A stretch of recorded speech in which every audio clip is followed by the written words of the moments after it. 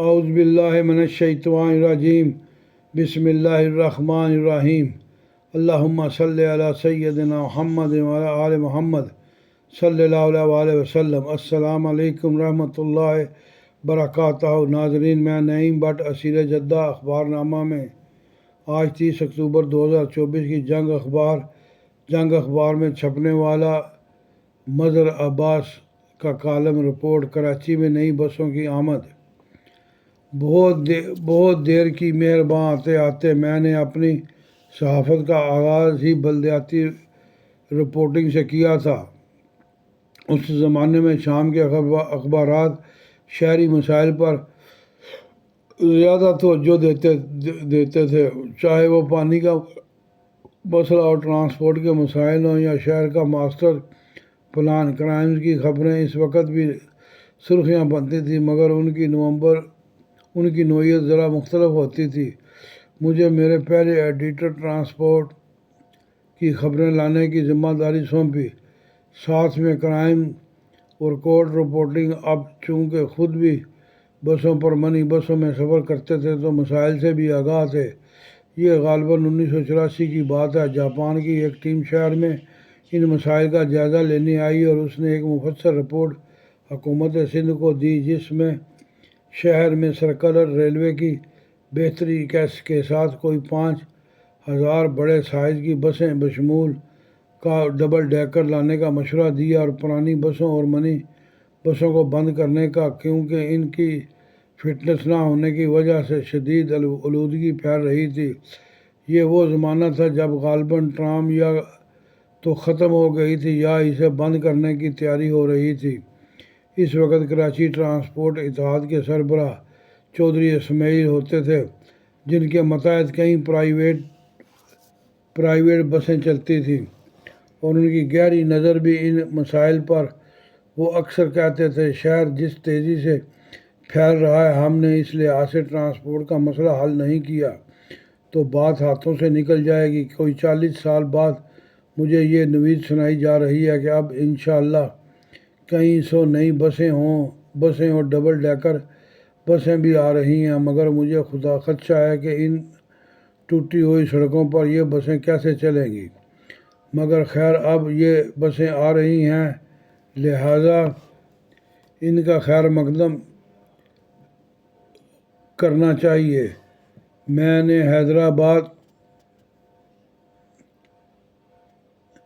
کراچی میں double decker بسوں میں سفر کیا ہے، پھر نہ جانے یہ کیوں بند کر دی گئیں۔ ایک مضبوط کراچی ٹرانسپورٹ کارپوریشن کے تحت بڑی بسیں چلا کرتی تھی، جن کے شہر کے مختلف علاقوں میں ٹرمینل ہوتے تھے۔ اس کے اندر بس جس طرح لوٹ مار کی گئی، اس کی کئی خبریں میں نے ہیڈ لائن میں دی ہیں، اور اچانک یہ بند ہو گئیں۔ کیوں اور کیسے؟ پھر وہ بسیں کہاں گئیں؟ ٹرمینلز کی زمینیں کا کیا بنا؟ ایسا ہی کچھ حال سرکلر ریلوے کا ہوا، اور نہ تو یہ ایک بہترین سروس تھی۔ اب کوئی 2 دہائیوں سے اس کی بحالی کی فائلوں پر ہی نہ جانے کتنے کروڑ خرچ ہوں گے۔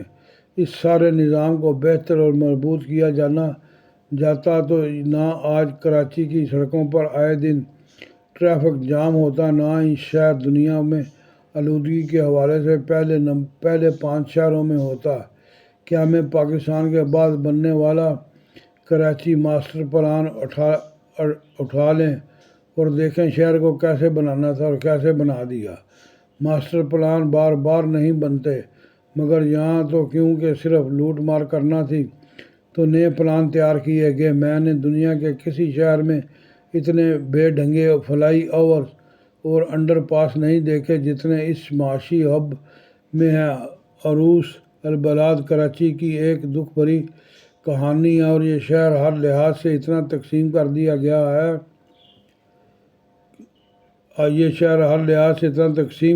گیا ہے کہ اس کی دوبارہ بحالی ایک کٹھن مرحلہ ہے۔ تاہم خوشی ہے کہ وزیر اطلاعات محترم شرجیل میمن نے رنگ برنگی اے سی بسیں لانے کا وعدہ کیا ہے جن کا کرایہ بھی مناسب اور بکنگ آن لائن۔ یہ سب کراچی ماس ٹرانسپورٹ کا حصہ تھا جو کوئی 30 سال پہلے بنایا گیا تھا۔ امید ہے یہ کام تیزی سے ہوگا کیونکہ جو حال پچھلے 5 سال سے کراچی یونیورسٹی روڈ کا ہے اور وہ بھی ایم اے جناح روڈ تک، اللہ کی پناہ شہر کی صرف 2 سڑکیں ایم اے جناح روڈ اور شاہراہ فیصل چلتی رہیں تو شہر چلتا رہتا ہے۔ حیرت اس بات کی ہے چند سال پہلے ہی جیل روڈ سے لے کر سفورہ گوٹ تک جہاں جامعہ کراچی بھی واقع ہے ایک شاندار سڑک کوئی 1 سال میں مکمل کی گئی۔ بہترین اسٹریٹ لائٹس لگائی گئی جس پر 1.5 ارب روپیہ لاگت آئی۔ اور پھر یوں ہوا کہ اس سڑک کو توڑ دیا گیا۔ اب اس کا حساب کون دے گا؟ اگر ایک بہتر سڑک بن ہی گئی تھی تو چند سال تو چلنے دیتے۔ ہمیں تو بڑے پروجیکٹ بنانے اور چلانے بھی نہیں آتے، صرف تختیاں لگوا لو باقی خیر ہے۔ دوسرے بسوں کا جال ہو یا پلوں کی تعمیر، یہ کام دہائیوں کو سامنے رکھتے ہوئے کیے جاتے ہیں۔ اس شہر کا کھیل ہی نرالا ہے۔ یہاں پلان 3 سال کا ہوتا ہے، مکمل 13 سال میں ہوتا ہے۔ میں نے کئی بار شرجیل میمن صاحب کو بھی اور خود وزیر اعلیٰ سید مراد علی شاہ صاحب کو بھی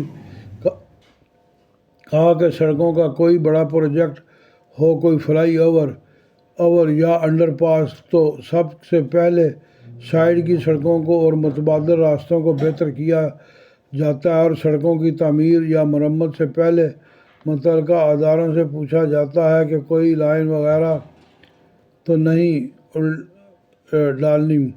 یہاں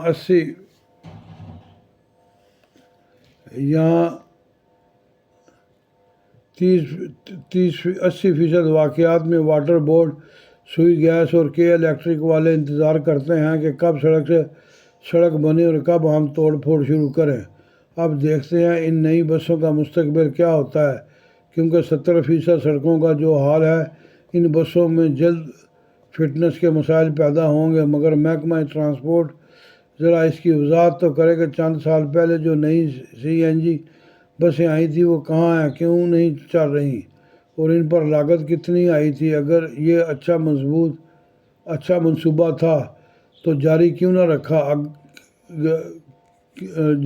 رکھا گیا، اور ناقص تھا تو ذمہ داروں کو سزا کیوں نہ ملی؟ خدارا اس شہر کو سنجیدگی سے لیں۔ ریڈ لائن اور اورنج لائن، گرین اور بلیو لائن شروع کرنی ہے تو اس کا کام میں غیر معمولی تاخیر نہیں ہونی چاہیے، مگر اس سب کے لیے ٹریک بنانے میں تو پہلے سائیڈ ٹریک بہتر کریں ورنہ ایک عذاب ہوگا۔ یہاں کے شہریوں کے لیے بدترین ٹریفک جام کی صورت میں سرکلر ریلوے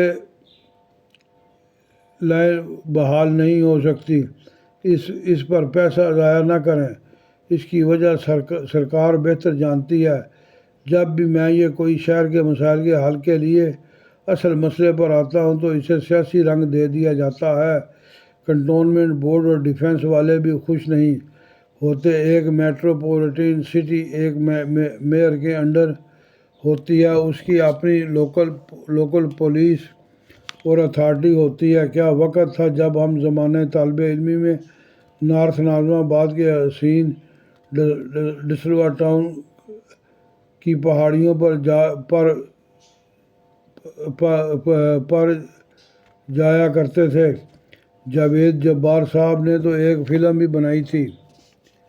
سینما کا بھی اپنا ایک کلچر تھا۔ ہاکس بے ہو یا سیدھیو ویو پانی اتنا آلودہ نہ تھا، بو نہیں مٹی کی خوشبو آتی تھی۔ جرم و سیاست کا ایسا ملاپ نہ تھا۔ اس شہر نے ہم کو عبداللہ ستار ایدھی بھی دیے اور ادیب رضوی بھی۔ اس شہر نے سب کے پیٹ بھرے ہیں، کچھ نہیں تو اس کا پانی سڑکیں اور اچھی بسیں بھی دے دو۔ دعا ہے کہ یہ بسیں آئیں تو پھر غائب نہ ہو جو نامعلوم افراد کے ہاتھوں۔ ناظرین، یہ تھا مظہر عباس صاحب کا کالم۔ مظہر عباس صاحب نے صحیح نقطہ اٹھایا ہے۔ دراصل پاکستان کا سب سے مسئلہ جو ہے نا، بڑا مسئلہ جو ہے وہ ہے ہمارا پیسے کی ہرس میں مبتلا ہونا اور کرپشن میں نک ڈوبنا۔ اور کرپشن پھر یہی نہیں، کرپشن مطلب ہے کہ وزیر سے لے کر وزیر اعلیٰ سے لے کر اور نیچے تک چپڑاسی تک آتی ہے، اور اس کو اس طرح یہ ترتیب دیتے ہیں کہ بس مطلب ہے کہ بسیں غائب کر دو وزیر جی، بسیں غائب ہو گئیں۔ مطلب ہے کہ یہ اس ملک کو سب سے زیادہ نقصان کرپٹ لوگوں نے پہنچایا ہے، اور جو کرپٹ جو بیوروکریسی بیٹھی ہوئی ہے اس نے پہنچایا ہے، اور کرپٹ سیاستدانوں نے بھی پہنچایا، بلکہ اس کے سرخیل تو کرپٹ سیاستدان ہیں جن کا پیٹ، جن کا مطلب ہے کہ دوزخ بھرتا ہی نہیں، جن کا دوزخ پیسے سے پیسہ جتنا مرضی کما لو، ان کا دوزخ نہیں بھرے گا۔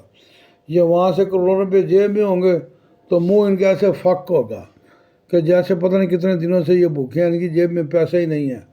یہ سیاستدان جو ہیں پاکستان کے کسی بھی جماعت میں ہو، مطلب ہے کہ اس کے اوپر ایک اچھا سا قانون بنے اور جس پر عمل درآمد بھی ہو، لیکن کون کرے گا عمل درآمد؟ کوئی نہیں، نہ قانون۔ ابھی تک تو مطلب ہے کہ 70 سال ہو گئے ہیں، جو بھی حکومت آتی ہے وہ مطلب ہے کہ طاقتور نہیں ہوتی، وہ دیکھتی ہے کبھی جنرلوں کی طرف تو کبھی یہ ججوں کی طرف دیکھتی ہے، اور کبھی اپنے جو اس کے جو MNAs MP ہوتی ہیں بل پاس کرانا ہے، مطلب ہے کہ کس طرح کرانا ہے، یہ کیسے ہمیں ووٹ ملے گا، یہ کون دے گا ووٹ۔ پاکستان میں کوئی مطلب ہے کہ یہی دیکھ لو، اب 70 سال سے یہی ہو رہا ہے کہ جس کو فوجی چاہیں گے اس کو ووٹ مل جائیں گے، جس کو فوجی نہیں چاہیں گے اسے آئین میں ترمیم کے لیے بھی ووٹ نہیں ملے گا، جیسے اب نہیں ووٹ ملا۔